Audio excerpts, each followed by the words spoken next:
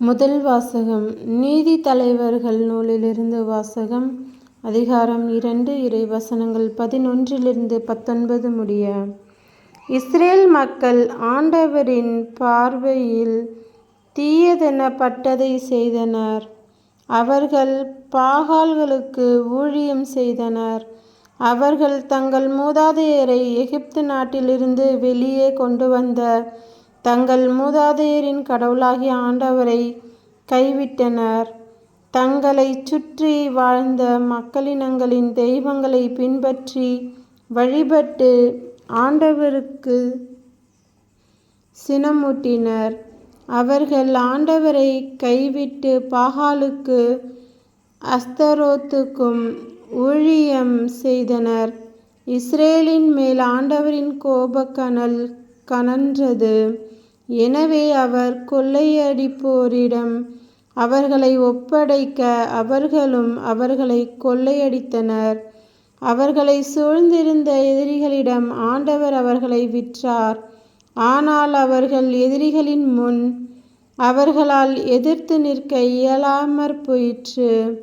ஆண்டவர் அவர்களுக்கு ஆணையிட்டு கூறியது போல் அவர்கள் போருக்கு சென்ற பொழுதெல்லாம் ஆண்டவரின் கை அவர்களுக்கு எதிராக தீமை விளைவித்தது. அவர்கள் பெருந்துயரத்துக்கு உள்ளாயினர். ஆண்டவர் நீதித்தலைவர்களை எழச் செய்தார். அவர்கள் அவர்களை கொள்ளையடித்தவர்களின் கையிலிருந்து விடுவித்தனர். ஆயினும் அவர்கள் தங்கள் நீதித்தலைவர்களுக்கு செவி கொடுக்கவில்லை. ஏனெனில் அவர்கள் வேற்று தெய்வங்களை பின்பற்றி தொழுது வேசித்தனம் செய்தனர். தங்கள் மூதாதையர் ஆண்டவரின் கட்டளைகளுக்கு செவி கொடுத்து நடந்த நெறியை விட்டு விரைவில் விலகினர். ஆண்டவர் அவர்களுக்காக நீதித்தலைவர்களை எழச் செய்த பொழுதெல்லாம் அவர் அந்த தலைவர்களுடன் இருந்து அத்தலைவர்களின் வாழ்நாள் முழுவதும் எதிரிகளின் கையிலிருந்து மக்களை விடுவித்தார்.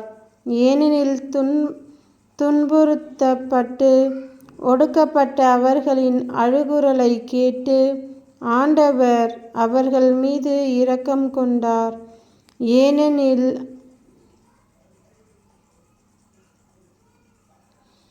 ஆனால் அவர்கள் ஒவ்வொரு நீதித்தலைவர் இறந்த பொழுதும் வேற்று தெய்வங்களை பின்பற்றியும் அவற்றுக்கு ஊழியம் செய்தும் அவற்றை வழிபட்டும் தங்கள் மூதாதையரை விட இழிவாக நடத்தினர்.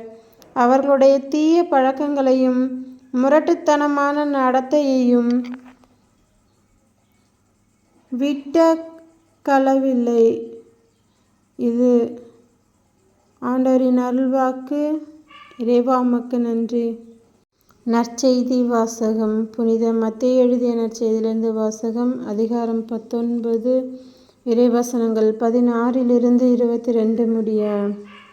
அப்பொழுது ஒருவர் இயேசுவிடம் வந்து, போதகரே, நிலைவாழ்வை பெற்றுக்கொள்வதற்கு நான் என்ன நன்மை செய்ய வேண்டும் என்று கேட்டார். இயேசு அவரிடம், நன்மையை பற்றி என்னை ஏன் கேட்கிறீர்? நல்லவர் ஒருவரே. நீர் வாழ்வடைய விரும்பினால் கட்டளைகளை கடைப்பிடியும் என்றார். அவர் எவற்றை என்று கேட்டார். இயேசு, கொலை செய்யாதே, விபச்சாரம் செய்யாதே, களவு செய்யாதே, பொய் சான்று சொல்லாதே, தாய் தந்தையை மதித்து நட, மேலும் உன் மீது நீ அன்பு கூறுவது போல உனக்கு அடுத்திருப்பவர் மீதும் அன்பு கூர்வாயாக என்று கூறினார்.